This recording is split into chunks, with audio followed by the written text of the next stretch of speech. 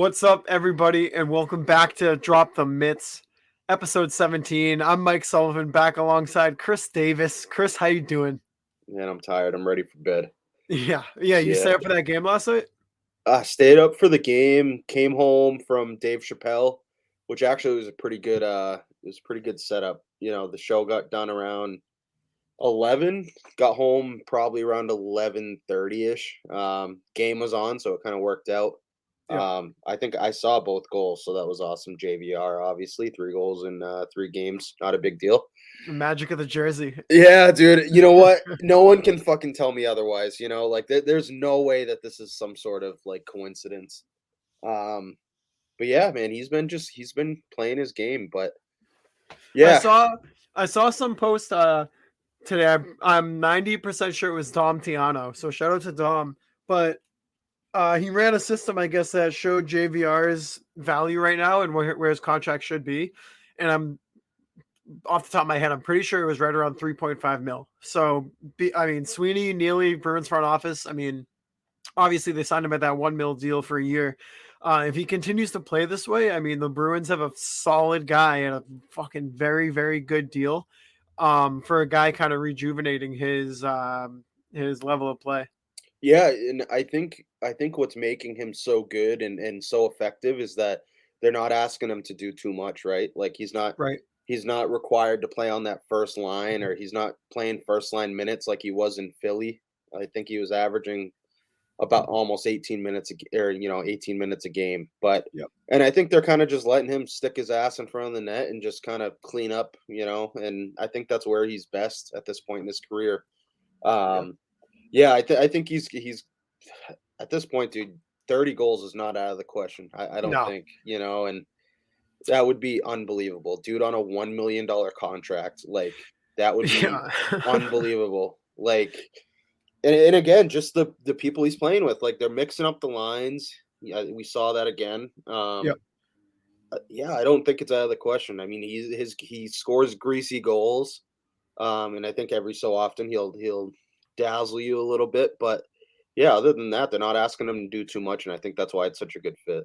Yeah, and that's what I was gonna say too. Like he might score 30. I think that's a pretty solid bet right now. If that was a bet on DraftKings, I would take it. But that's the thing. Like you don't need him to go out there and have these pretty goals or dangle around defensemen, cut to the net, whatever. Like I'm sure he's capable of doing it, but that's not what he has to do to get these goals. Like you said, he's playing with talented guys.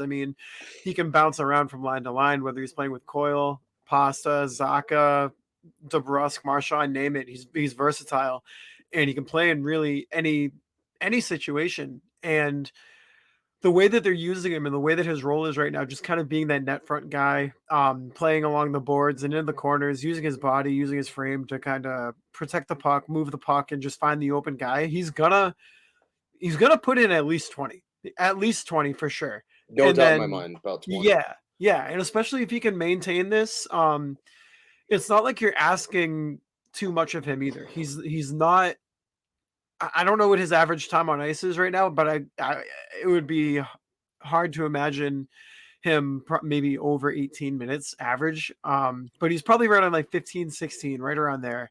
So he's not overworking his body. He's just excelling in his role right now. Yeah, he's fun to watch, man. Like again, just seeing a dude that not quite a local, played at UNH, so I guess you could call him a local kid.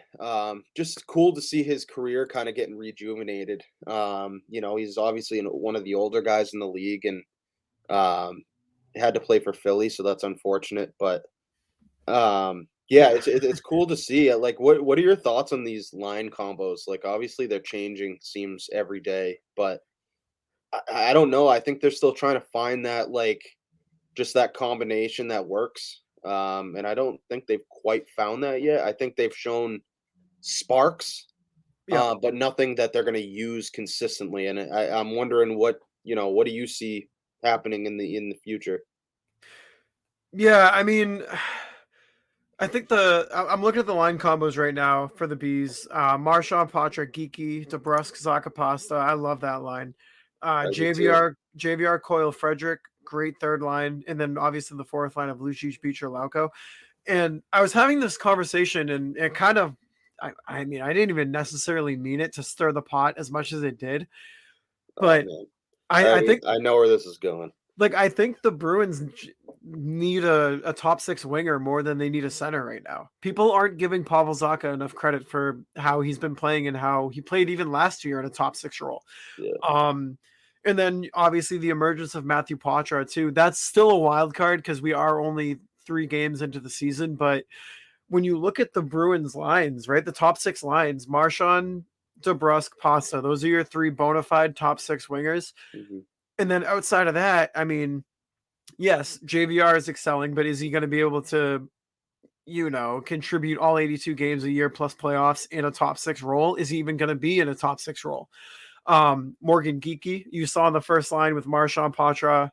And that, it's okay, but I don't think he's a top six guy. no, And the Bruins, I think, as I said earlier on previous episodes of this and Something's Brewing, I think they're going to win a lot of tight games. They're not going to be able to beat out teams with their scoring like we saw last year.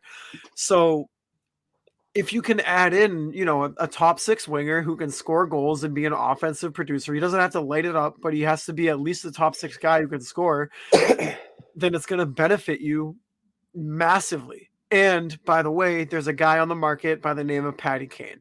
So yeah. just thought I'd throw that out there. Yeah, well, even to go back to your tweet too, that I know exactly which one you're talking about. It's the Connor Garland thing, right? And I think Yes. it feels like every year since I can remember that we've heard, the rumors Connor Garland to Boston, right? Right? Dog loves his fucking local kids. And you really stirred the pot on that one. I did. I Um, didn't even mean to, dude. And I and will say too, before you keep going, it was just a hypothetical. That was literally all it was. Now I got everybody jumping down my throat, dude. well, but again, what people aren't understanding is you're sitting there telling me that you wouldn't want a guy like Connor Garland in your top six. It allows Morgan Geeky to go down to that third line. What's so bad about that? Yeah, Right. maybe the hypothetical of getting rid of a Grizzlick or a Lysell. Yeah, we're not saying that's what the deal's going to be. Right. It's a hypothetical for Right. one. Yep. Two, I think the main idea that you were trying to get across is would you want a guy like Connor Garland with that contract, and what would Yes. it take to make that work? Right. Because again, Yes. you're not going to give up Derek Forbert for Connor Garland. It's not. No. Why would Vancouver do that? No fucking Exactly. way. And again, I think a lot of these people look at it from solely the Bruins lens, right? They Yep. just look at it from that, and it's like, well, it also has to be enticing for the Bruins. And what do the Bruins have that could entice Vancouver to make a deal like this? Yep, Right. Matt Grizzlick, Fabian Lysell, higher draft picks, like second, third rounders. Like that. Yep. That's what it's going to take. It's not going to take fucking Derek Forbert. What the hell are they going to do with Derek Forbert in Vancouver? Right. And I will say adding Lysell to that deal is a little bit top heavy. You would come out on the losing end of that deal if you also get rid of Lysell. But I mean, you're taking back 30% retained from Garland. And Mhm. there's for sure also, by the way, before I even continue, there's definitely better options that the Bruins could target. For sure. Like that's 100%. Um, but the reason I made that hypothetical is because they're open to trading him right now, and they just announced that they're willing to take 30% retained on his salary. So that's what the current, trade market is, I guess. And just out of plain curiosity, that's what crossed my brain. And I had people telling me I was stupid to turn my brain on. I had people telling me to log off of Twitter. Yeah, I took a hard L. And hey, it is what it is. But I it don't also think it was wasn't an so serious. I don't think it was an L though. Like it's something that again, like why can't we at least talk about it, right? Like why yeah, maybe the hypothetical of Grizzlick and Lysell being involved in the same deal for a guy like Connor Garland. Yeah, maybe, Yeah. right? That's probably a Yes. little over the top. But I don't Yes. think that was the point you were trying to make, right? I Right. think it's what do people think it would take to bring in a guy like Connor Garland? Because Yeah. you're dumb if you think it's just going to be Derek Forbert. Doesn't work like that. The trade No. has to work for both teams. Nobody wants to start Forbert, Right, unfortunately. and like I saw a lot of that on there, dude. Like again, the deal has to be enticing for the fucking Vancouver Canucks as well. It's not they're not going to just give us Connor Garland. Doesn't work like that.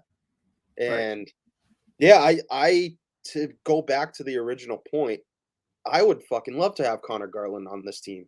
Yeah. I think he's a Bruin, dude. Like the way he plays, he's a pain in the ass. Like he's a Bruin. It allows Morgan Geekie to slide down to that third line where he's probably most comfortable. Because yeah, let's be real. He's not a top 6 forward. No. He's not. He's absolutely not. And I mean, yeah, in a perfect world, we have that luxury. I guess we can toss him on there. He's playing with a Marchand and Patois, but I don't think it's out of the question to bring in a guy like that. And I think at some point, especially as we get into the into the depth of the season, let's fucking pump the brakes here. We played Chicago and San Jose. How about we relax a little bit? Right? We're talking about two teams that had top 4 picks in the draft. Yep. Let's relax. I think their next game is against LA, isn't it? It is. So it's going to be a little bit more of a test. Bit more of a test. I think LA's a pesky team. Obviously, got PLD there. Kempe, Deneau, Kopitar, Downey. Yeah, and we'll see. They're going to be definitely more of a test than San Jose and Chicago. So all these people saying, "Oh, 82-0 is on." Let's pump the brakes a little bit. Oh no, 82-0 is 100% on. Not when you're playing the top 4 worst team. I want to see what this team does playing real teams for sure. Yes. And I just you got to win. Like you got to win those kind of games, right? Last night was not a good win for them. They played down to their opponents, especially after the first period. Like that's the reality of it, and they can't be doing that to good teams because they'll get fucking burned. Yeah, they'll get burned for sure. Yeah, so. I put out another, I guess, poll or whatever, asking people because I was seeing some stuff on Twitter today, man, about talking about Matthew Patois and if he's going back to junior, and the fact that that's even a like, why am I still seeing tweets about this? Mm-hmm. Like we have hockey back, we don't need to make stupid tweets anymore. We can, you know what I mean? And I was actually, and we were talking about this before. I was actually really surprised in what 96 votes, dude, and 29% of the people thought yes, he should go back to junior. Yeah, that's a high number. Higher than I thought. I thought it'd be single digits. So Matthew Patois so far, 3 games, 1 assist. He's averaging just under 14 minutes time on ice. No goals yet, but I mean. If the Bruins choose to send him back, then what? Because if that's the choice, then you are definitely in the market for another center, along with a wing, most likely. But then if he leaves, center is more of a top priority target. And I mean, I don't know. I just don't think from a Bruins roster structure perspective, it's smart to send him back. I just say, keep playing him and let him just play out this year, see what happens. Sending him back would tell me you're not worried about making the playoffs this year. Yes, I agree. That's exactly what that tells me. I mean, I would be willing to not argue, but talk about if people have other perspectives than that. But that's exactly what that tells me. Yeah, you're telling me you'd rather, because at that point you're either putting in a Boquist, right? Yeah, and you're telling me that you cannot sit there and tell me that Boquist at this point is better than Patois. Very early. I understand that. Very early. No. But I think Patois gives you your best chance to win night in, night out. That's, again, yeah. And if the Bruins are winning games, even if he's not lighting up the score sheet, but the team itself is winning, why make a change? He doesn't have to light it up. He can contribute in other ways other than the score sheet. Right, exactly. And if you if you send him back and Boquist ends up coming up, where is Boquist going to play? You'd have to put him at center. Yeah, and what, like third line center? Third line center. Yeah, I don't like you're in the same scenario that we were just talking about all offseason before the emergence of Matthew Patois. Yep, exactly. And I just don't see how something like this, and again, I only made that poll because I saw it like 4 times today. And I'm not saying it was reputable accounts. It very well could have been people just trying to start shit. But in my mind, I'm like, how are we even still talking about this? Makes no sense to me. And 49% said no, and then 22% absolutely fucking not. Yeah.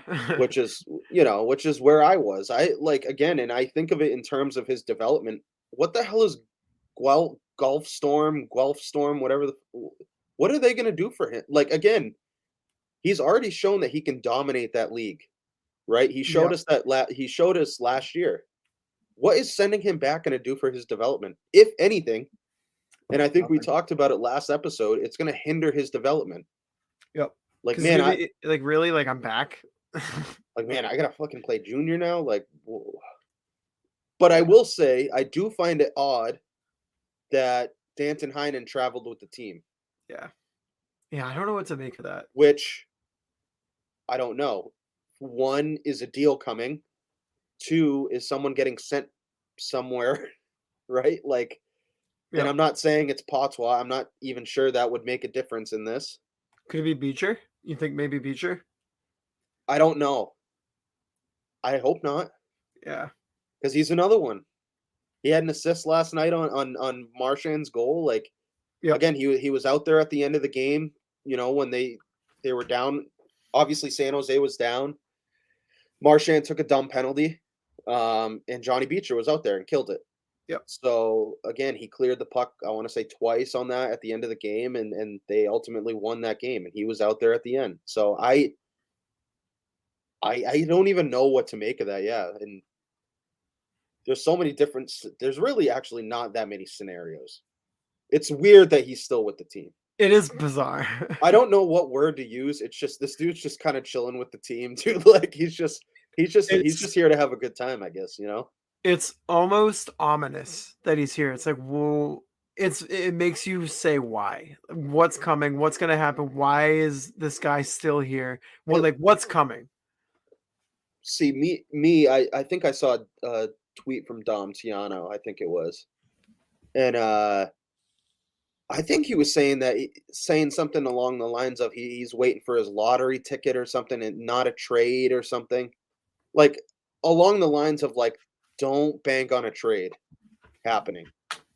Let me pull it up, because I was like, they kind of told me that like, well, fuck, maybe a trade really isn't coming, but at that point you're talking someone's getting sent down, right? Maybe you think they just hold him until they really make a decision with Patra? That could be it. That could be it. That really could be it. But you know what's crazy is the fact that they're actually considering this. Yeah. They're actually considering sending him back. I don't think it's crazy, but I don't think it's crazy. I think they're just doing their due diligence. If he starts to struggle towards, the tail end of the 9-game trial, and they think, okay, maybe you're not ready, but you're just about there. Because, okay, say the CHL NHL transfer agreement wasn't a thing.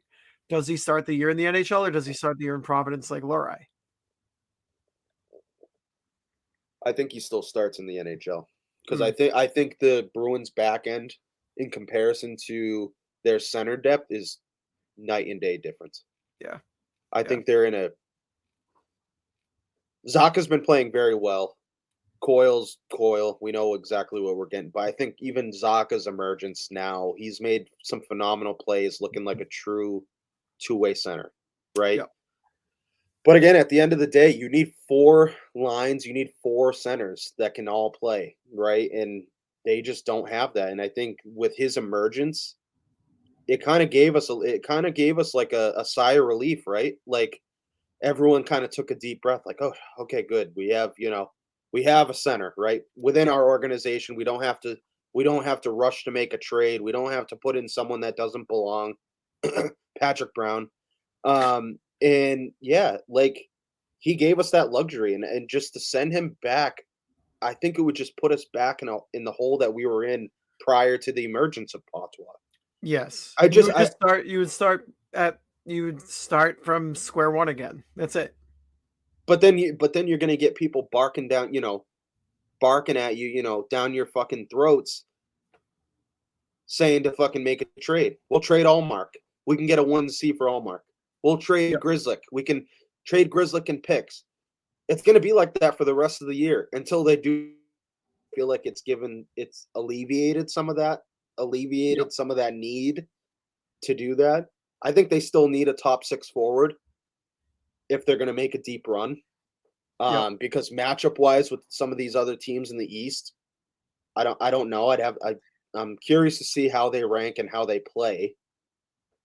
But again, let's not forget they played Chicago and they played San Jose. So let's Right. Dude, but speaking of other teams in the East, oh Detroit and Ottawa. Detroit and Ottawa. yeah, this was actually our next topic, so it's a good segue into that. Atlantic teams most likely to make a playoff run, a deep playoff run at that. There have been 3 teams that have shown that they're almost there, right? If not already there. And those teams are Ottawa Senators, Buffalo Sabres, and Detroit Red Wings. Yep. We had 43% of the people say that the Ottawa Senators are the ones that are most likely to make a deep playoff run. At 43%. Detroit Red Wings at 33% and Buffalo Sabres at 24%. Yeah. I was surprised by this. I knew Ottawa was on the rise, and I knew they're almost there. But my God, dude, they're good. They're good. They're a good team. I mean, this Jake Sanderson deal at 8 years and a little bit over 8 mil Oh yeah. is gonna be an absolute steal. He's been looking like a fucking Norris Trophy, right? Like a Norris Trophy like winner. Yep. And they have him quarterback in the power play. He's on that first pair. Like he's looked amazing. And then you see Vladimir Tarasenko back to being the old Tarasenko that he was in St. Louis. Yep. And it's like, dude, this team is Josh Norris came back and scored 2 goals. Drake Batherson looks good. The Shane Pinto thing is probably going to be resolved pretty soon too. And it looks like he's going to be coming back too. Yep. Yep. So, I mean, nothing's happened yet, but all things are pointing towards him coming back. I mean, on the opposite side of the spectrum too, Detroit. I mean, Alex DeBrincat right now leading the league in scoring. He's got 8 points in 4 games. Dylan Larkin with 6 and 4.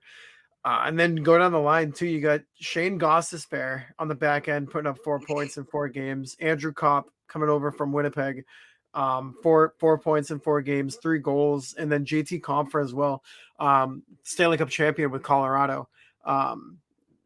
Detroit's no slouch either. I mean, we knew this going into the year though. The Atlantic Division was going to be a dogfight, and we knew that at least one of the 3 teams, in Detroit, Ottawa, Buffalo, at least one of them was going to make a legitimate push. And this early into the season, and I know we're only 4 or 5 games in, for some teams, so you got to take it all with a grain of salt and see how it all plays itself out. But if you watch the Detroit Red Wings games, they come at you nonstop, dude. They're a high flying offensive. I don't want to say powerhouse, but they have the potential to be a powerhouse. And even like the fan base is rejuvenated too. There's something in the league. There's a shift going on right now. All the teams that were kind of in the middle or just absolute trash bags for the past like 5 to 10 years are finally starting to make that turn. And you can feel it in the energy from the fan base. You can just feel it. You can see it, the energy shift on the ice too between the players. I mean, Jesus Christ, if you're Dylan Larkin, how excited must you be right now? I mean, you've spent that much time in Detroit, missing the playoffs, and still remaining on that team, dedicating your time and your energy into, what Stevie Y and the rest of the Detroit front office is building, and it's finally coming to fruition. You got Alex DeBrincat, Compher, Kopp, Gostisbehere. You got Moritz Seider on the back end too. Detroit's a good team. Ottawa's a good team. I still think Buffalo is a good team. They just haven't really been able to find their groove yet. And also, Tage Thompson is just now finally kind of getting into it. Yeah, and you bring up Buffalo. They're a team that part of the reason why I felt so strongly about Devin Levi winning the Calder was how many shots he was gonna see, right? I mean, they Yep. have a solid defense, but man, he's been getting absolutely fucking peppered back there. Yeah. And like again, I don't know if he can keep it up all year. Um, who knows? But yeah, I would have to agree with this poll. After watching Ottawa, man, I love what Detroit's doing. They're not afraid to muck Yeah. it up. You know, they I The think I was Goon watching. Squad. Yeah, man, the Iser plan is turning into the Goon Squad is right. And but dude, the way Ottawa's playing, man, these three teams you mentioned turning the corner, and yeah, they're starting to look like legit NHL teams that aren't a fucking joke anymore, right? Yeah, and I mean, you could even go into the Western Conference too. Arizona's 2-2. Arizona's not a they get a lot of slack because obviously the whole arena situation. They're kind of over the past 5-10 years, they've just been a joke. But Yeah, their team as a whole, dude, their team as a whole is not bad. They could make some noise this year.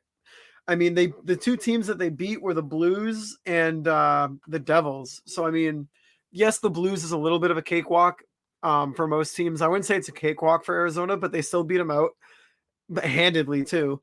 And then they beat the Devils. I mean, that's a the Devils. I'm pretty sure you and I both predicted that they were going to win the Metro. I believe. Yes, we did. Yeah. Yep. Yep. So, which again, like yeah, Logan Cooley's putting fans in those seats. Yep. Like he's dude, all the talk about Bedard and you know it, how great he is and his impact in the league and man, Logan Cooley's no fucking slouch. Like Nope. he can play at this level, man. Like he is their 1C right now, in my Yeah. opinion. Like Yeah. again, he is just gross, dude. Like they've got some young players that like again, Clayton Keller, you're probably looking at the next captain of the Coyotes, right? Oh yeah. And the Oh yeah. fact that he's probably going to be there for the next 8 years or so, right? Yep. And Michelli can fucking play. I hope I'm saying his name right. Yep. Schmaltz. I Michelli. love the Michelli. Michelli. But yeah, dude, Schmaltz. I love the way he plays. Yep. Like this is going to be a fun team to watch, bro. Like and again, Oh yeah, they yeah. picked people were kind of questioning their draft picks this year like with Daniil Boot and I hope I'm saying that name right. Yep. And Simashev, who a lot of people were saying Shimashev wasn't projected to go until like the second round or late first.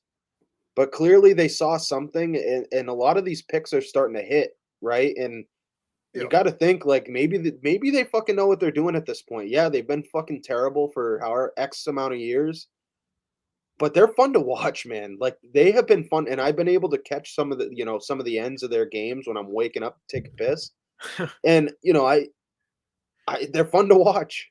They are. Like again, we're gonna be talking at the end of the year, Logan Cooley in the Calder, conversation. He's gonna Yeah. be there. I mean, kind of. I'm looking at the Western Conference right now, so now I got a question for you too. What's up with the Oilers? What are 1-3? Yeah, Um, Let me see. Yeah, 1-3. The only team they've beat so far is the Predators. They've lost twice to the Canucks, and they got handed to by the Flyers. Is there any kind of cause for concern in your opinion for the Oilers? I mean, they got McDavid, they got Draisaitl, they got Kane, they got Nuge. Back end they got Nurse. What is with their team? Like, why can they not just string together a couple wins in the beginning of the season? do do you have the scores of those games? Because I got that's it. on it, and honestly, though, that's gonna be really telling because the point I'm gonna make, I think, is why this is happening to them. So game one against the Canucks, loss 8-1. Yeah. Game two against the Canucks, loss 4-3. No overtime, no shootout, just straight up loss. Against the Predators, they won 6-1, and then against the Flyers, the shitty Flyers, they lost 4-1. So again, dude, that team goes as McDavid, Draisaitl, Evander Kane. Yep. As they go, the team will go. Dude, it's pretty alarming, right? Like if these guys have bad nights, they're not fucking winning hockey games, right? Yep. Yep. And again, man, if these teams are starting to figure out the McDavid, right, Draisaitl, they're in fucking trouble, bro. Like, Oh yeah. and again, they don't have great goaltending. They don't. So again, this is another team that's gonna be in fucking dogfights every night. They're gonna have to score 5, 6, 7 goals every night to win. Yep. You know And what I that's mean? and that kind of goes back to my point that I bring up a lot in being careful of how much of a percentage that you spend your salary cap on on like 2 or 3 guys, right? Because then what does that leave the rest of the team? How are you going to build the rest of the team out with Yeah. such a limited amount of cap space left? And I think that's what you're seeing with the Oilers right now. And exactly to your point, if they're not going, you're probably screwed.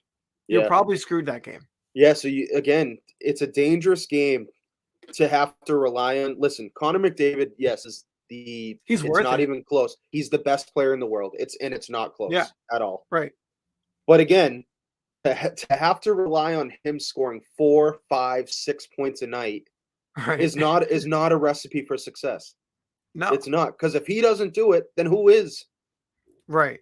And again, And like I suppose Leon could, but same I instance. guess. Like, same instance though. Like, are you really gonna rely on that? But then you can't be allowing fucking 8 goals a game. Right. Right? So Right. like again, the recipe there, it doesn't make sense. And again, that we were talking about it last week, how important we're starting to see all these, there were a couple big contracts that we saw, and literally we had one as we were recording happen, right? With Yep. Devin Taves. Yep. These guys are buying into this team, right? They join these teams and they all buy in. They're on Right. you go down that Colorado roster, and the Bruins were this way for years. You had guys, you had 4 guys on there that could have been making 10 mil plus, Oh right? yeah. But they want to win. They want to stay together. They want to play together, and that's it, dude. Like again, that's how you build dynasties. That's how you build successful organizations, not by paying 2, 3 players. It doesn't make sense. Right. Never has, never will. Like you said about the Avalanche, I mean, Nathan McKinnon is making $12.6 million a year, which for him is probably a little undervalued. He could probably He just got that like, contract though. Right, exactly. But in comparison, actually, he's higher paid than McDavid. Yeah, McDavid is making 12.5. He also got that deal. I want to say it was however many years after McDavid got his. Right. So obviously you see market shift. So it's There goes my whole argument. But either way, you're still you're paying no, these guys, I know what you mean though. Yeah, like, and again, it's just a recipe for look at any fucking sport, dude. Obviously, us being mass kids, New England Patriots. Yep. Year in and year out, the whole Tom Brady era, they had people taking pay cuts. Yep. Tom Brady took pay cuts. He wanted to win. He wanted to surround himself with the talent and the personnel to be successful. Yeah. And again, you're seeing it, dude. Toronto, who knows? I'm curious to see what's going to happen with Toronto, because again, Willie Nylander still needs to get signed. Like, I don't know what's going to happen. Their goaltending there. We'll see if Samsonov is the guy for the. I don't know. Yeah, It's hard to tell, but that's why even when the Bruins signed Pasta to that big deal, yeah, he absolutely deserved it. But you're like, oh fuck, not this, not this again. Like even Pasta's deal, what was it, 11.5, right? Yeah, 11.5. I think you can work with. And I remember when his deal, when he wasn't extended, and everybody was kind of waiting for that domino to fall. I remember saying you can't go any higher than 12. If you're higher than 12, you're really, really constricting yourself. Yeah, you're constricting yourself. You're tying your own hands, and you're gonna have to rely on these depth players to like play above their level of play. Yeah.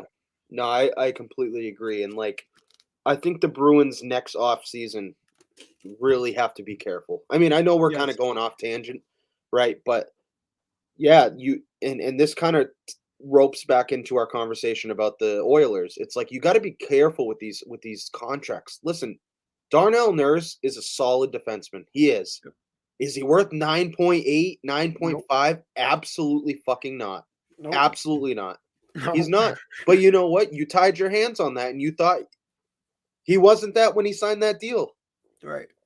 And it's these decisions that, you know, they don't think about the second and third order effect when they sign these deals. And that's what I'm saying about the Bruins is that this coming off season, there's going to be a lot of talent available. They have to really sit down and look like, how is this going to affect us? Not only this coming year, it's going to be really exciting when they put that new uniform on and, you know, they're out on the ice for us. How is this going to affect us 4, 5, 6, 7 years down the road? Yeah. Are we exactly. going to be at the tail end of their contract going, Jesus, fuck, no one wants them? And that's what they got to be careful of. That's why I'm always weary about these contracts. And to the original point, yeah, I'd be nervous if I was Edmonton. I would. Yeah. I would be a little bit nervous. They got lucky with the Evander Kane, contract that they were able to sign him to, so that helped them out a little bit. But I mean, the playoff picture for the NHL this year could look a lot different than what it did last year. I think you could see maybe 2 or 3 teams at least who weren't in last year punch a ticket this year and be playing hockey late April. I agree with you, dude, 100%. Because it's been a weird year so far, and you and I are pretty similar in the fact that we watch every fucking game we can. Every time we're home, there's a game on. So I've seen the Western Conference. I've seen the Metro Division, obviously the Atlantic with the Bruins. I've been watching all of them, and it's a lot different now. Like there's a lot of teams that you go, oh shit, like they're not trash. Right. Arizona, and I'm not saying Arizona's going to be fucking hoisting the cup, but they're no slouch anymore, dude. They're fun to watch. Right. That's a team where, and there's a lot of teams like that now, where you see them on the schedule and you can't just pencil in a win anymore. It's like, okay, like this could be a battle. This could be a tight game. Yeah, and honestly, that's kind of a good segue into the next, topic I want to talk about, and that's last night Leo Carlsson, number 2 overall pick to Anaheim, played in his first NHL game last night, scored his first NHL goal, and my fucking beautiful shot, dude. Like, and just getting to watch this kid. Obviously, yes, first game, whatever. I'm now understanding and seeing what the Anaheim Ducks saw in him and why they decided to choose him as the number 2 pick.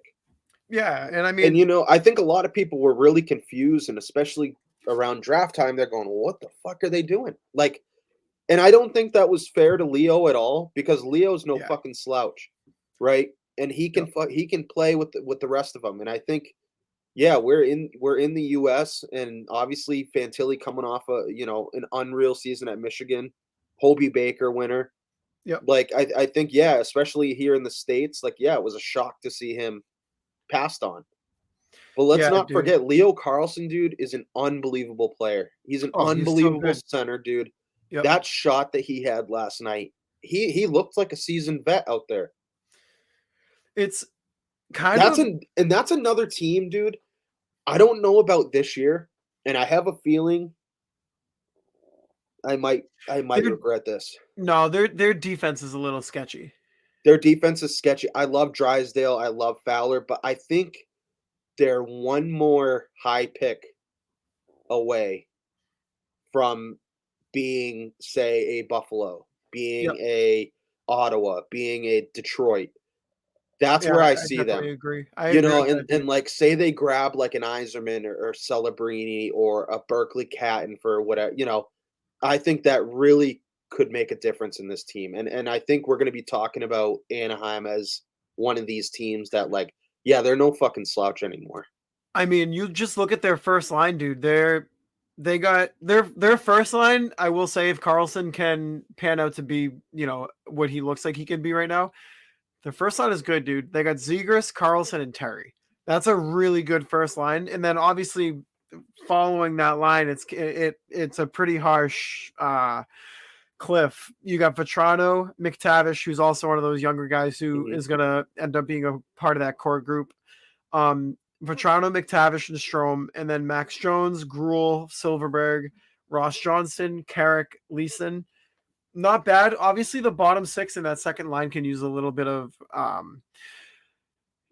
like additions and just a little more talent to get over the hump. But what they're doing right now in Anaheim, building that roster, going through the shitty years that they've been going through, they're drafting well.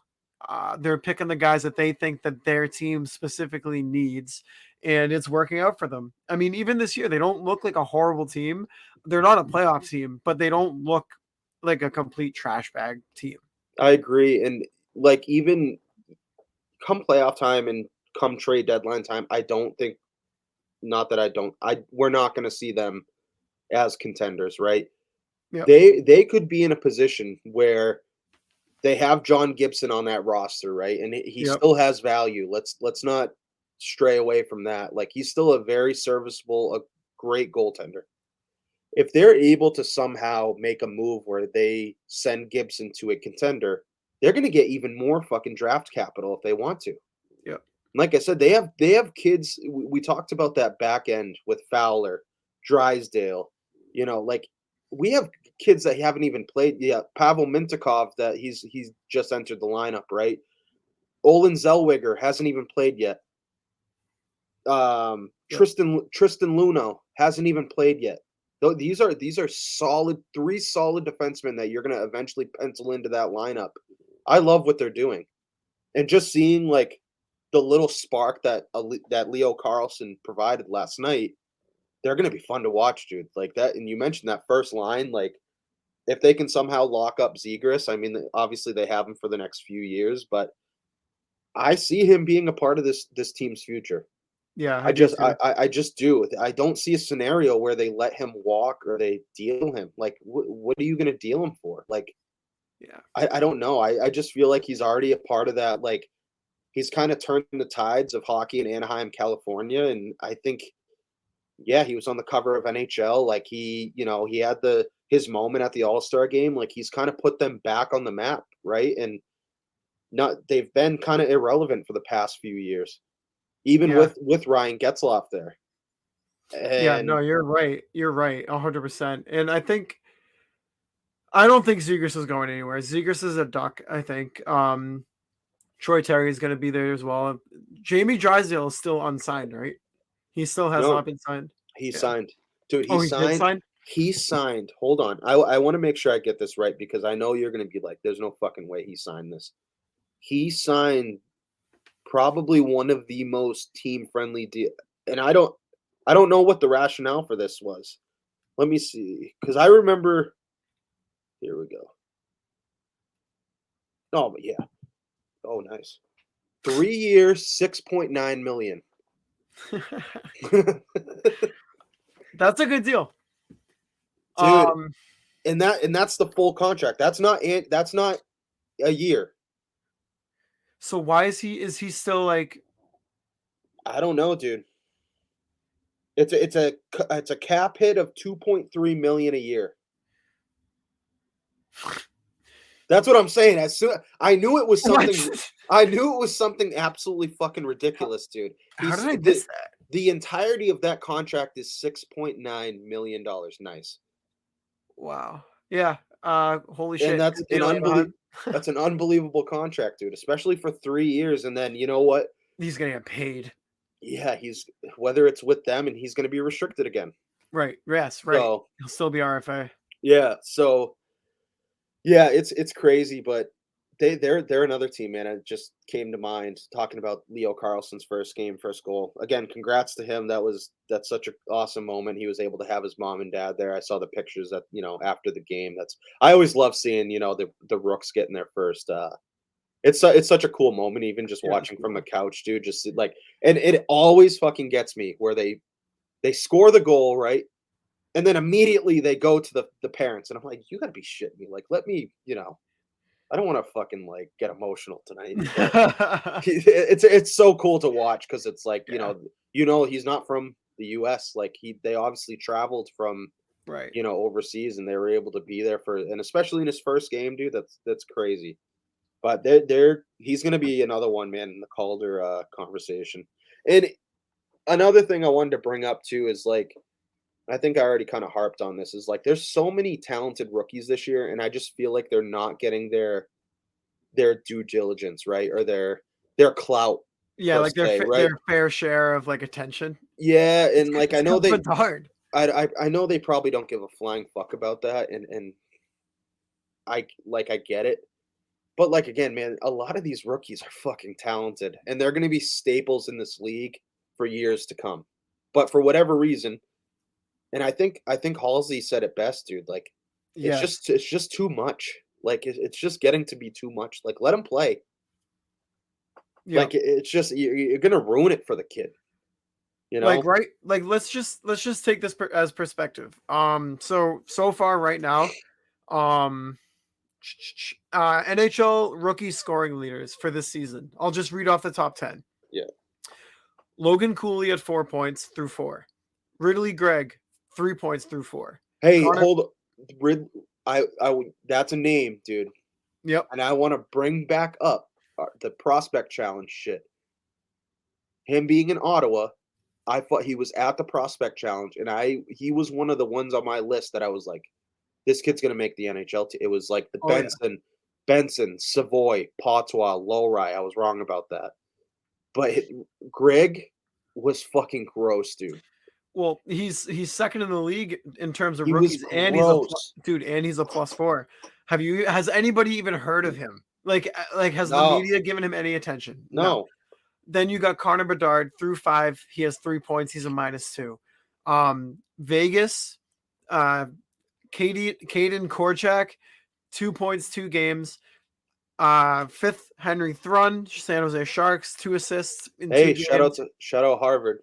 Shout out Harvard. 6, Pavel Mintakov, 2 points, 3 games. 7, Matthew Phillips, Washington Capitals, 2 points, 3 games. 8, Matthew Coronado, 4 games, 2 points. Calgary Flames. Shout out Harvard. Number 9, Minnesota, Brock Faber, 2 points, 4 games. And number 10, Zach Benson, 2 points, 4 games. Shout out Drop the Mitts. Shout out Iceman. But you don't hear about these guys that much because the media is hyping up Connor Bedard so much. Yeah, and to kind of, it's nothing that he is bringing on himself, right?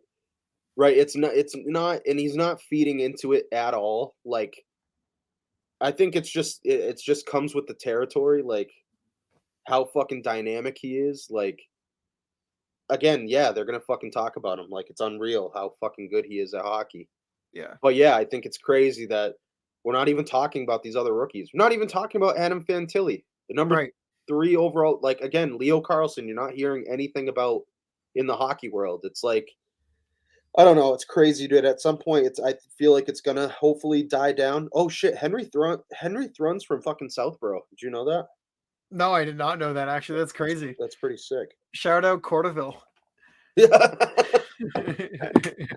Yeah, dude. And shout out Harvard.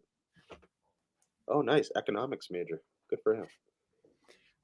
But yeah, dude. So yeah, this it's been an entertaining first part of the year, but yeah, man. I feel like everyone's kind of getting over the whole Bedard. Like, want to see him do well, obviously. Like, so exciting. Like, we haven't seen a player like this since McJesus came into the league, but it's getting to be too much. Like, I can't remember, and correct me if I'm wrong, I can't remember Connor McDavid doing this many like interviews. I don't remember it. No. Like, they have like a fucking camera up his ass like 24/7, dude. It's a GoPro. Like, yeah, it's like a GoPro, dude. Yeah, it's like this kid must be getting fucking sick of it. Mm-hmm. I know I would, and he handles it so professionally, and like again, it's a testament of how mature he is as an 18-year-old to have all these fucking cameras shoved in his face, and it's like they're talking about it. I forgot who sent the post to me, and it's like, we're going to be following Connor Bedard all year, 24/7, 365. Yeah. And it's like, boy. oh Oh shit, like boy. this dude isn't even gonna be able to like take a shit on his own. Like that Lit- blows. Yeah. Yeah, like and so it's like, yeah, at some point, man, I hopefully it dies down and they just let the kid enjoy his rookie year. But Yeah.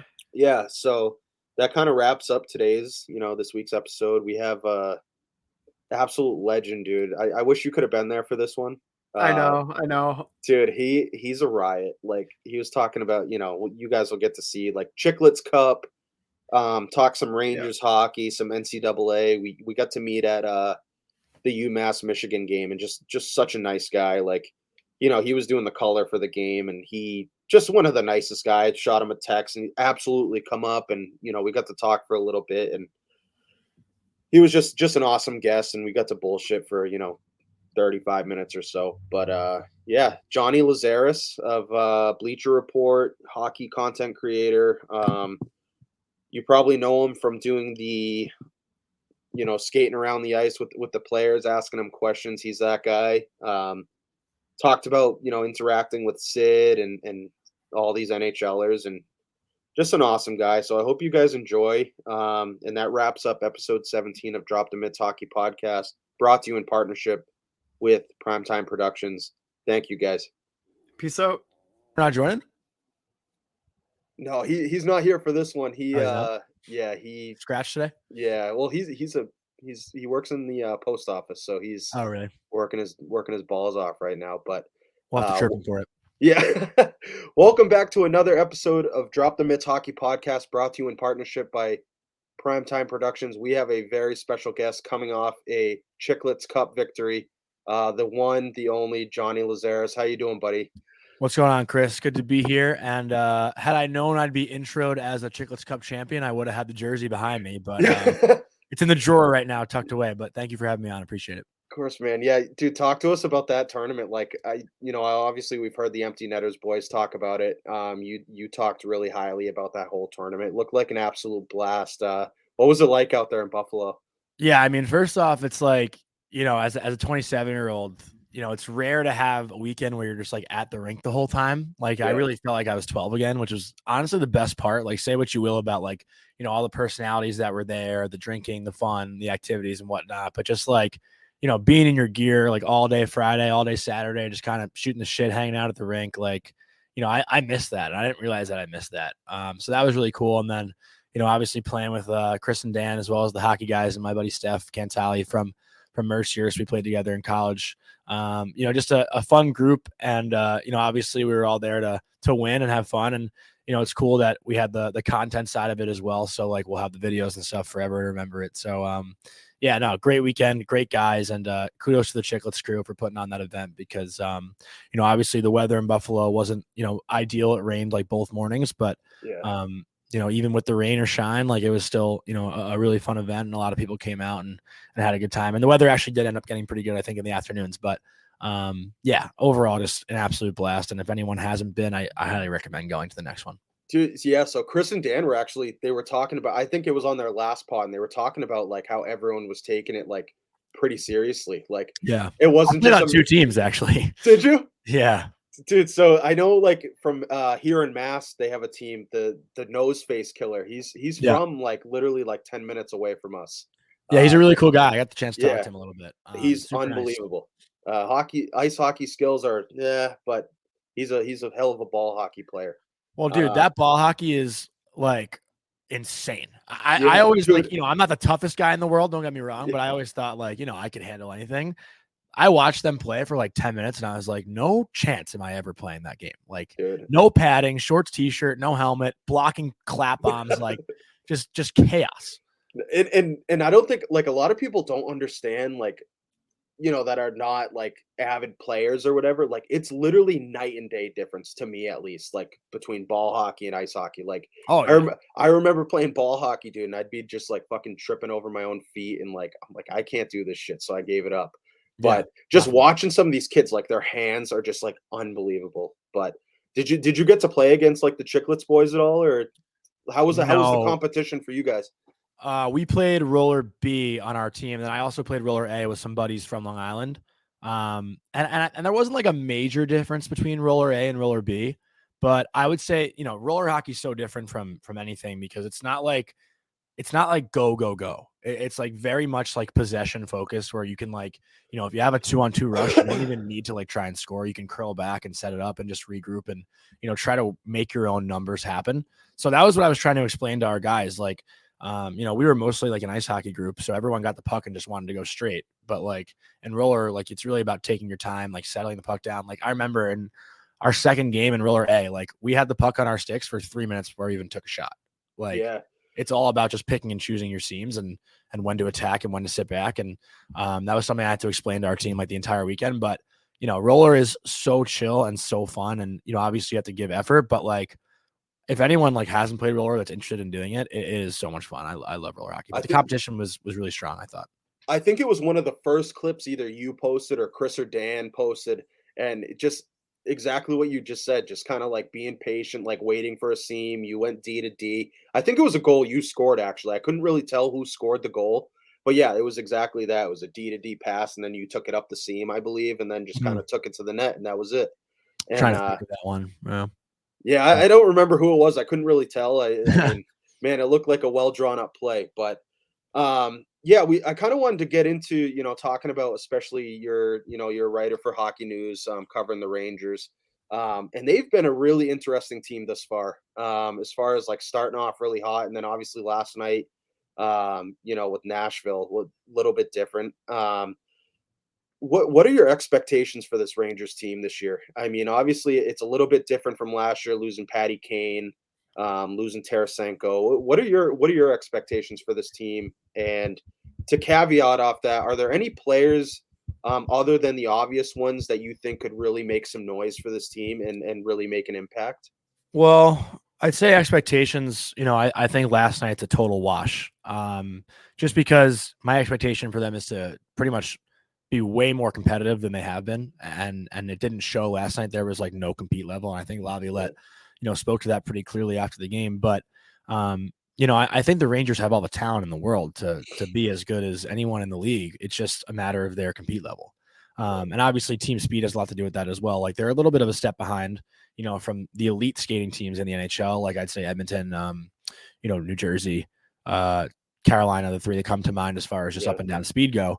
But, I think Shesterkin obviously didn't, play his best last night, but I think when he's at the top of his game, like, the Rangers, to me, I said their ceiling this year is like an Eastern Conference final appearance. I don't see them winning the East, but, I think it could go from anywhere between them losing in the first round to them getting to the Eastern Conference final. Like, I don't see them winning the Cup this year. I think this is a grace period season where next year, I think you kind of figure out what you have in the room, and they know what they have in the room too, but under Laviolette, it's going to take some time to adjust. Right. So yeah, for sure. I've been saying that this year's like a trial run.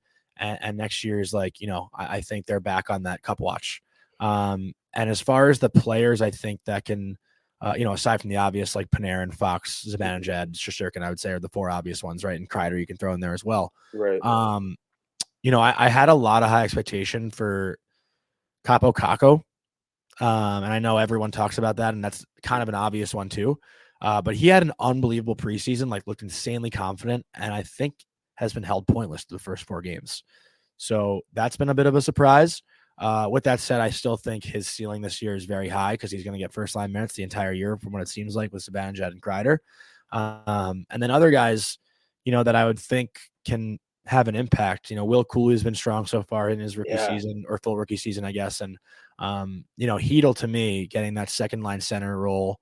I thought he could put up 30 this year. He still hasn't scored. He had one in Columbus, but he got called back.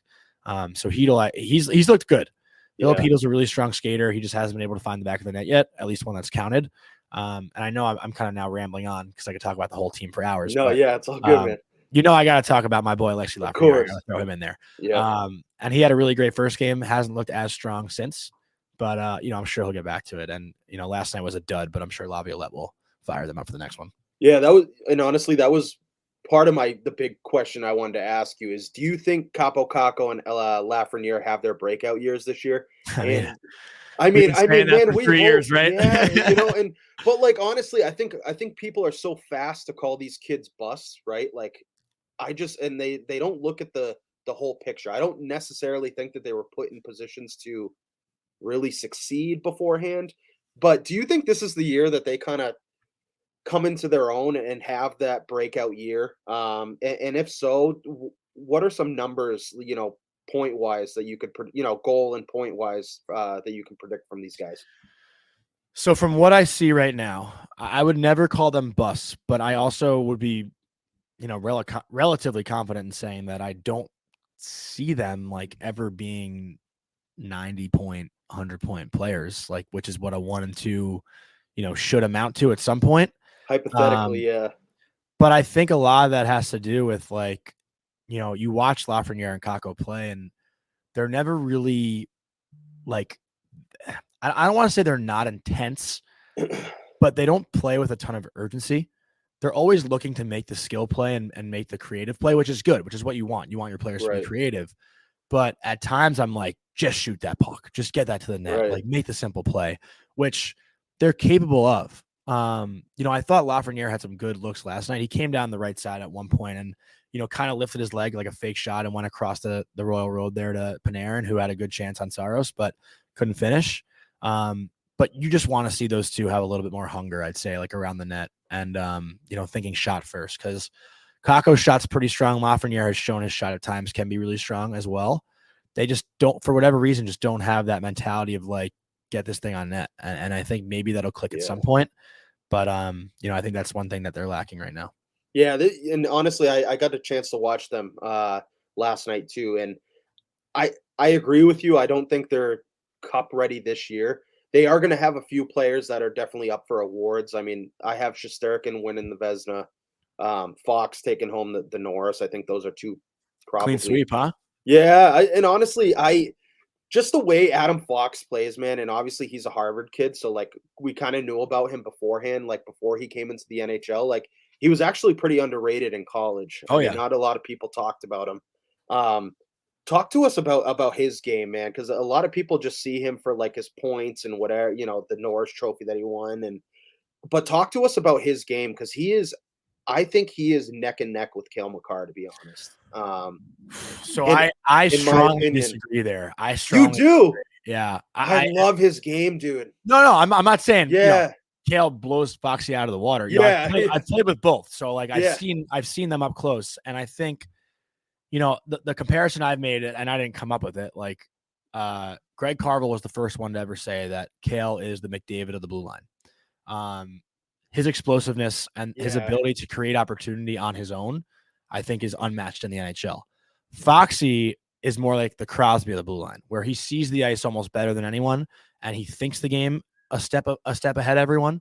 And I think Foxy just creates so much for the people around him, where Cale can create a lot more on his own. And then don't get me wrong, I think Cale, obviously is a phenomenal playmaker too, but I think Foxy's brain is what separates him. And I mean this in like the nicest way. This is like a compliment. It comes off negative, but it's a compliment. Right. You watch Adam Fox play a men's league game, he looks exactly the same as he does in the NHL. Everything is just cool, calm, collected. He never panics. He's like the most relaxed defenseman I've ever seen play hockey. Yeah. And I think that's why he's also so effective, because it's so hard to rattle him. You can forecheck him. He's still going to hang on to the puck for that extra second or two, make a head fake, and then make the right play. Yeah. And that's not a comparison to Cale. That's just something that separates Foxy, is his patience and his poise and the way he thinks.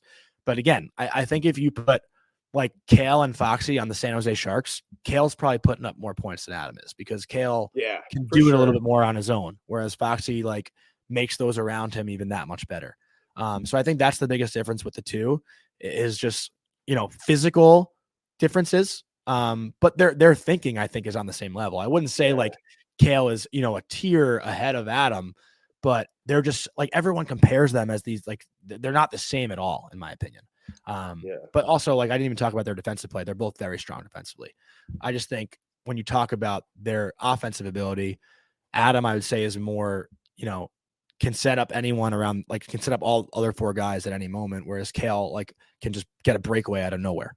Yeah, dude. And like, what's crazy about it is I don't really remember Cale I do a little bit. Obviously, I wasn't watching a ton at that time, but obviously you had a pretty close up of him, like even in college, and now obviously we see what he is. Do you looking back on it, do you think that there should have been no doubt, like, being a number one pick?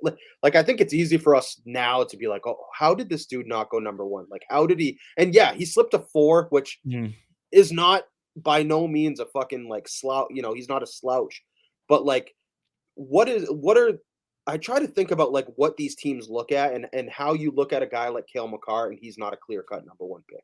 Well, I think the knock on him, and no disrespect to the AJHL, it was just the league he was playing in. Like he was putting up sick numbers, don't get me wrong, but I think there just wasn't enough at the time, like credibility in that league. Like I think he was like the first ever like first round pick to come out of that league or something. So yeah, I think that had a lot to do with it.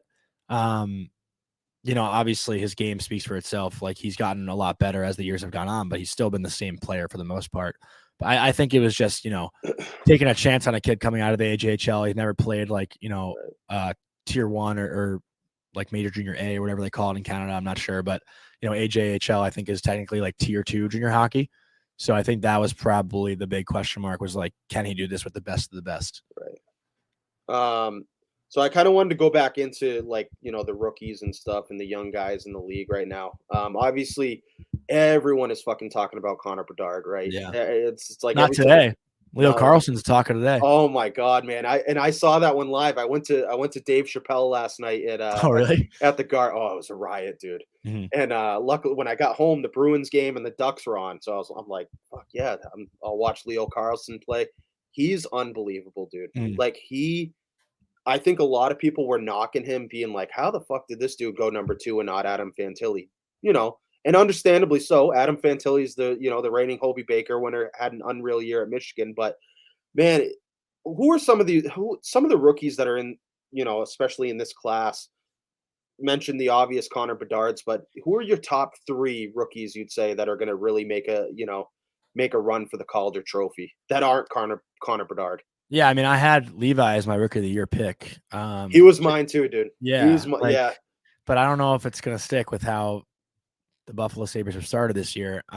He gets fucking peppered, dude. Yeah, but I think that was a big reason why I liked him, and I think obviously if that team makes the playoffs, like because when you look at the Blackhawks, the Blue Jackets, the Ducks, like those 3 teams most likely aren't playoff teams, right? So I think if Levi brings Buffalo to the playoffs, it just ups his odds a little bit more. And then obviously, I think it's hard not to talk about Cooley. I got to watch him the other night when the Coyotes were in town against the Rangers, and Cooley actually had a burst of speed by Keandre Miller, who is not an easy guy to burn. Right. And Cooley looked unbelievably poised. He made a great play on the power play. I believe he passed it to Schmaltz, who then fed Keller for a power play goal. But yeah, Cooley's looked really good. I think I haven't watched much of the Devils yet, so I haven't really seen Luke Hughes. But I know he's been up there as well. So those 3, I would say.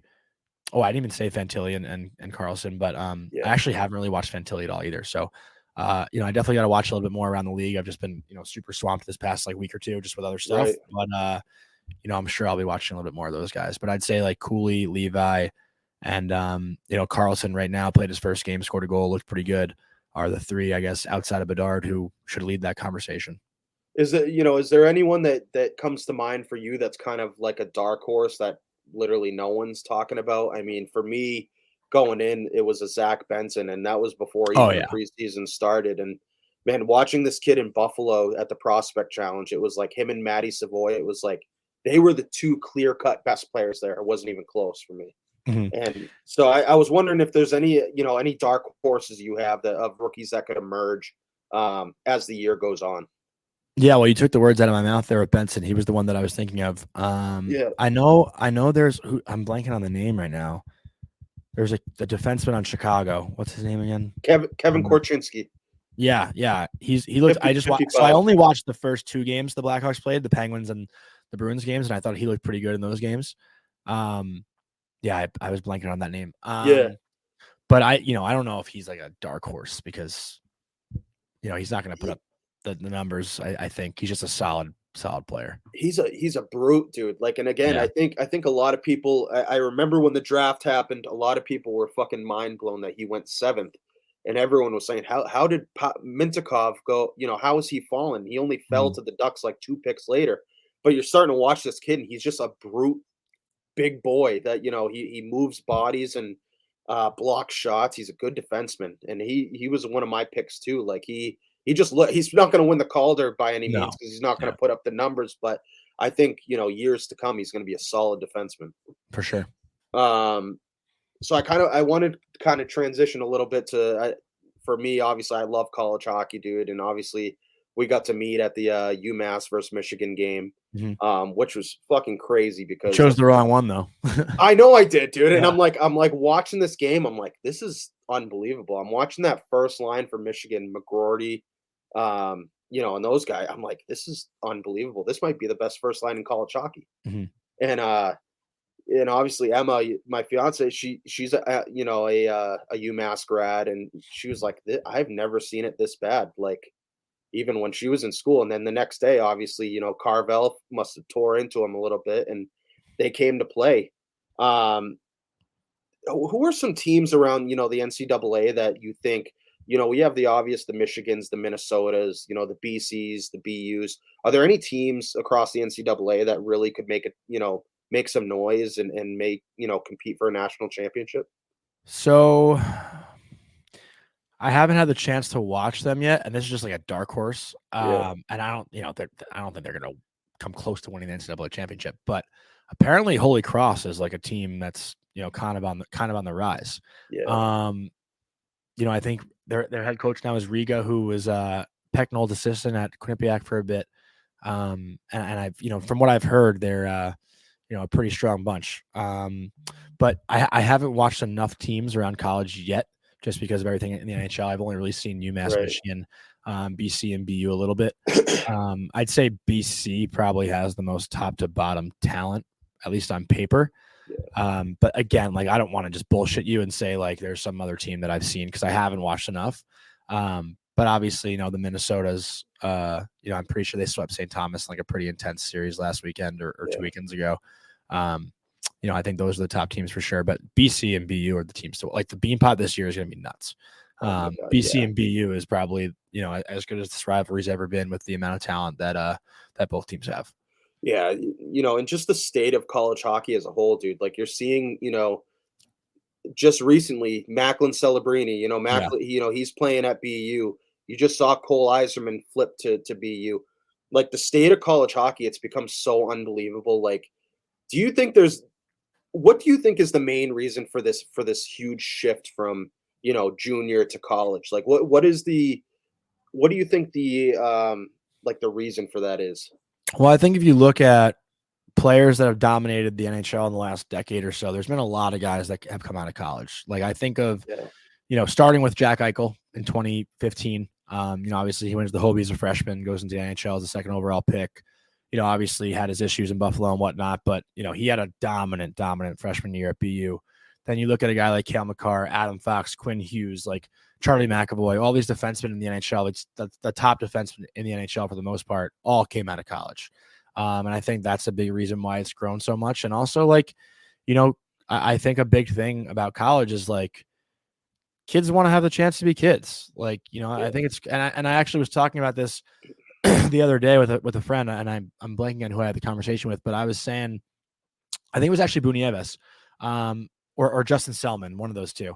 They both played at Michigan. And I was saying that, if you push back the draft age to 19, like you get these young kids to, at least have one, like if Jack Hughes were to play 1 year of college hockey, like that would have made college hockey so much cooler and so much more popular. Like, obviously Bedard played junior hockey and, it is what it is. But if you had Bedard like playing a year of, or one more year, I guess, of like junior hockey and whatnot, like it just grows the popularity of the sport again. Like, I think just allowing fans to pay more attention to college is what's going to grow the game a little bit, because, I talked about this with Emma Kaplan on my Blue Crew show, that a big reason why the NBA and NHL are so popular is because the popularity of college football and college basketball, because everyone's paying attention to the tournament. Everyone's paying attention to the college football playoff. They know who these players are when they get drafted. Like, even if you're a third rounder in the NFL draft, like people know who they are. And the NBA draft's only 2 rounds, but like people pay attention to college basketball and college football. So I think if you put more popularity on college hockey, it just makes the product that much better for when these players enter the NHL. And, the reason, like I said, about the popularity is because I think of, the Cale Makars, the Eichels, those guys that really stand out. Foxy's, the Hughes, Yeah, it's unreal. Like, I wish I gotten the chance to go watch that BU national development game, because obviously you got the showdown of Celebrini and Iserman, then you got the Hudson brothers, and Mhm. dude, that national development team fucking waxed them. Yeah. And I know it's different night to night. Anything could happen. That's why you play the game. But it's just been so exciting to watch, like, all these teams, because this year, I mean, that you could 5, 6 teams, that are really going to gun for a national championship. It's going to be, and then you mentioned the whole the Bean Pot, Mhm. which is going to be an BC, BU, Northeastern's no fucking slouch, and Harvard too. And it's just going to be so fun to watch. Do you have any picks for the Hobie Baker? I mean, from what I've seen so far, like, it's probably a stretch, but I love that kid, Seamus Casey. I think he's so sick Oh on my God, Michigan. he's so gross. Yeah, he's so sick. But I've only seen like so few teams play. Yeah. So I'll have to look more around, the NCAA a little bit as the year progresses. But I would say like the first guy that came to my mind was Seamus Casey, just because he's so sick. We were talking about it at the game, where, like, Yeah. the way that he skates, and just, like, again, he reminded me of, like, a Quinn Hughes. Yeah. Like, just the way, like, I literally saw glimpses of him, like how he just single-handedly, he could get the puck out of the zone himself skating. Just, I love watching the edge work and everything, and he's going to be fucking special. The Devils got a good one, especially in the Mhm. second round, which is crazy to think about again, that this kid was a second round pick. Yeah, he's so fun to watch. He really Yeah. is. And then obviously we got to see, that Rutger McGroarty. He's so fun to watch too, man. He's a character, and obviously with Winnipeg, I think Michigan has a couple guys that could gun for that award. Yeah, McGroarty was interesting though. Like, I couldn't like tell, like, there was no player comparison. Like, his skating is interesting. He's obviously got skill around the net and a good shot, but like, I couldn't think of like anyone in the NHL who plays his style. Like, it's not like he was burning guys with speed. He's just a big, strong body that like just gets the job done. It might not be the prettiest, but like, yeah, I'm sure he's had some flashy goals too. But it's funny. I actually was talking to, like, this might be a huge stretch, but because I don't think he's as big. But like, I was talking to Ben Holden, who does play-by-play for the Big Ten Network, and he's doing Michigan this weekend. Yeah. And he asked me like the same thing about McGroarty, and I was like, honestly, he kind of reminded me of like Chicago Blackhawk Dustin Byfuglien. Like, just big power forward, like, doesn't like blow you away with speed or anything, but just like gets shit done and is like hard to knock off the puck. Yeah, and like, again, you bring up, he's a big boy. Like, he wasn't overly aggressive, but like, again, in front of the net, like, he was a big boy. He showed some power in front of the net. He showed a little finesse, I guess. But yeah, I wanted to bring him up because I feel the same way. I couldn't really put my finger on like what his play style was. Like, again, he just was. You said it exactly that. Like, he just got the job done. Like, got a good shot. He's big. Yeah. Hard to knock off the puck. Yeah, exactly. And the other guy on his line that also stood out to me was Frank Nazar. And he was another guy. I couldn't really put my finger, like, he's fast, but like, I don't know, dude. Like, something about him. Like, I know he got obviously drafted pretty high in Chicago. Like, I thought I would see more out of him watching that game, and I know it was only one game. Yeah. But I don't know. It was hard for me to find a player comparison for him too. I think he scored the second night on the power play, pretty decent shot. But yeah, he's got a pretty strong shot, smooth skater. Yeah, I don't know. Like, I'm trying to think of a comparison to him too. Like, I can't really think of one actually. Yeah, no, I don't have anything off the top of my head. I didn't really like, I thought he played fine. I didn't think he like stood out that much by any means. Brindley, I was super impressed with. He's a little speedster. But yeah, no, I can't think of anything for Nazar off the top of my head. And then to switch it over to the UMass side, and obviously we're just talking about this game because that's, where, we got to meet up and stuff. I was really impressed with, you mentioned the two obvious, Ryan Ufko and Morrow. They were really fun to watch, man. And obviously they got burned pretty bad in the first game, but yeah. I think they're going to be solid defensemen at the next level. Oh yeah, I mean, Morrow's an interesting guy too because he's got so much skill and his size is like incredible back there. And You know, he skates so well, and he's always him and Ufko are both always below the offensive goal line, which you never really want to see as a defenseman, but they have the speed and capability to get back and not be burnt. So those two are super fun to watch. I think Ufko is just a little bit more simple, I guess, than Morrow. Sometimes Morrow just overcomplicates things a little bit, but he's got so much skill that he can get away with it sometimes. His between the legs move, he tries to pull off a lot and it works, most of the time, but other times it gets him caught a little bit. But his defensive play is super strong, I thought. And, Coach Carville talked about it a little bit in the press conference before the games this weekend, that weekend, that both those guys, chose to come back for a third year just for their maturity level and to have a chance to be leaders and, just to get a little bit stronger and a little bit faster. I know it's a cliche thing to say about college hockey, but it's so true. Sometimes, guys do the one and done thing, leave a little bit earlier than they should. And, it catches up to them a bit in the NHL. As good as Clayton Keller's been, I think one more year of college could have just suited him a little bit better to get a little bit stronger and a little bit faster. He did the one and done at BU, but I think Ufko and Morrow are, two incredible defensemen and two guys that could be on the Hobie watch as well, I think. Yeah, I agree, dude. And I really think they're going to be special to watch at the next level. The more that, the more ice they get, the more time they get to develop. The last thing I wanted to talk to you about is this, the segment that you do for Bleacher Report, the open skate. And obviously, you're a brilliant hockey mind, you know your shit. And talk to us about what that opportunity is like. I know, video went pretty viral about, you and Sid the Kid, dude. Talk to us about what that opportunity's been like, the guys you've been able to interact with and what you've learned, interacting with these guys. Yeah. I mean, I still pinch myself that I'm doing that. To be honest, if you told me 2 years ago I'd be skating a lap with NHL players, I'd be like what the it's still it's something I pinch myself about for sure. And one funny one that actually sticks out. So I've done a bunch of them now, and there's more that I've done that are going to come out as the year progresses because I did them all in Vegas during the Player Media Tour. So we'll see some more come out over the next few weeks and whatnot. But last year in the Stanley Cup Final, I had the chance to do one with Anthony Duclair. And funny enough, I sat next to his dad on the plane from Vegas to Florida. So we were kind of getting a little rapport, and I was asking his dad about some fun facts about him and stuff. So that was cool. Have the prior knowledge going into it. A lot of the times the questions are kind of prepared from Bleacher Report a little bit because you want to keep them for the most part open-ended where you can ask some of the guys the same things and see the variety of answers. There's one response from Cole Caulfield that I think will be what I think it just doesn't make sense, but it's hilarious. Yeah. But the Duclair one, sometimes I do them at the morning skate where there's actually other people on the rink. So I have to navigate myself around the practice. And this was toward the end of the practice, is prior to game 3 of the Stanley Cup Final. Right. I'll tell you. Okay. So the Panthers are down 2-0. They're a little on edge. And I have the video. You can't really make it out what the coach says, but I'm skating around the rink with Duclair asking him these questions, and I go through a line in a drill. And you hear the coach go, "Get the fuck out of the way!" And I'm like, "Oh, I'm so sorry." Duclair was he's kidding, don't worry about it. But I was like, "Oh my god, I just disturbed a drill to Stanley Cup Final." What? So that was definitely a crazy moment for me. But yeah, I mean, getting to interact with obviously, you'd think that I was super starstruck around Sid, and I'm not trying to sound like I don't get starstruck. I definitely was. I was the most nervous for that one by far.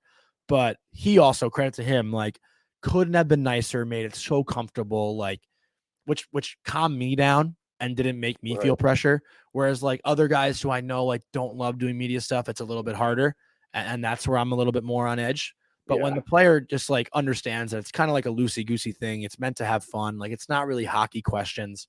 That's what makes it so much more fun and so much easier. And it allows me to be more of myself, which is good. I had a great time doing it with Willie Nylander. That was a blast in Toronto last year. And, mind you, these videos take probably 3 to 5 minutes, and I fly out for it. So it's kind of crazy that I'll go on a trip and I'll do 5 minutes worth of work and that'll be it. And I'll head back to the airport, which is crazy. But listen, it's the best to me. It's I don't know if you're a basketball fan at all, but Jay Billis used to do that walk and talk segment on the basketball court. And I think the best thing about these videos, and sorry if I'm rambling, is just no, you're good, bro. The thing that I think hits home most with the players and why they're so receptive to it is because skating on the ice is their natural environment, right? it's where they feel most comfortable and where they feel themselves. Like, you're not interviewing them in a locker room scrum in a suit with a microphone. Like, you're kind of just having like a bro to bro moment of some sort, where Right. like you're just doing a lap casually, right? Like, and I try to emphasize that before we start the video. I'm just like, hey, like, gonna be 5 or 7 questions, like nothing crazy, just like, shooting the shit, like just enjoy yourself, like make it clear that like it's not meant to be like a deep thoughted kind of thing.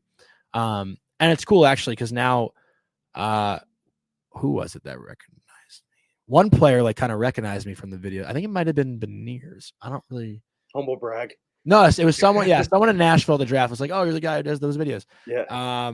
Which was cool. But yeah, I think, listen, a lot of fans, and including myself, right? Like, I want to see more personality out of players. Like, I want to know, like, I learned more about Crosby doing that than I have like my whole life hearing from Sid, like, yeah. So I think that's what's relatable, and that's what's cool. And that's why I'm feel insanely fortunate that I'm the one who gets to do it. Like, I still, like, I can't believe that I like was on the ice, like skating a lap, with Sidney Crosby. Like, it's something that I'm very grateful for. And I appreciate you asking me about it, actually. Yeah, of course, man. It was funny because I remember I was laughing at the response. The Bleacher Report obviously posted, and you were like, "Yeah, it was pretty cool." Like, I was like,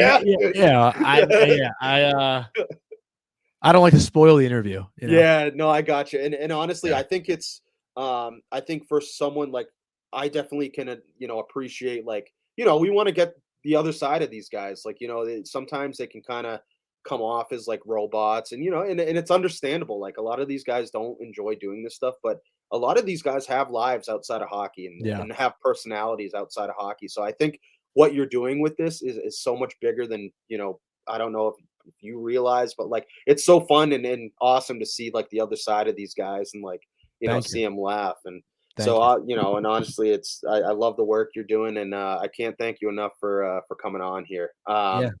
So for anyone that wants to follow Jonny's content, you can follow him at JLazzy23. You can also follow his pod account. He's a host of the Blue Crew at Blue Crew Pod. Covers the Rangers. Him and his buddy Avery, and who's you Cody. got to know. You can I'm sorry. You can disrespect Cody. Yeah, okay. I'm sorry. We do it all the time. I'm sorry, Cody. But yeah, you can follow them again at Blue Crew Pod. They put out some awesome content, some hilarious stuff, man. I know the clip you just posted had me fucking rolling yesterday. You're like, oh, the Knicks. No, thing? the fucking Knicks. Yeah. He kills me, that guy. Yeah, you guys do some awesome stuff, and I can't thank you enough for coming on and taking time out of your day. Thank you, Chris, and same to you. Great to see you grow and expand, and I'm sure this thing will keep blowing up. So kudos to you, and thanks for having me on. I appreciate it. Awesome, man. Thank you. Take care.